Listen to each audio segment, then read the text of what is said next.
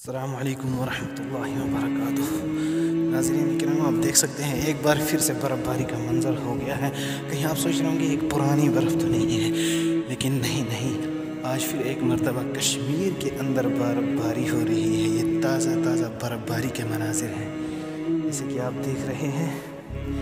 बहुत ही शानदार अंदाज में बर्फ़ पड़ रही है। बहुत ही नरम नरम बर्फ़ है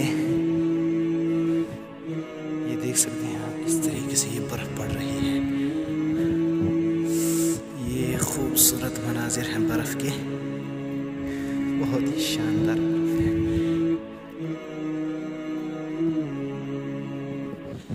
देख सकते हैं ये आज की डेट की आज की दिखलाई बर्फ़ पड़ रही है। ये पुरानी बर्फ़ तो नहीं है, ये आप समझ रहे होंगे पुरानी बर्फ़ है, नहीं, आज की ताज़ा बर्फ़ पड़ रही है। सुभान अल्लाह, क्या ही अल्लाह की शान है, किस खूबसूरत अंदाज से बर्फ़ पड़ रही है। और आप भी देखिए ये खूबसूरत मनाजिर बर्फ़ के, देख सकते हैं। अभी हमारा यहाँ पे मकान बन रहा था, तो हमने सोचा जब इसकी तरफ देखते, वो भाई साहब जी चला गया था तब तक बर्फ़ को देखते देखते।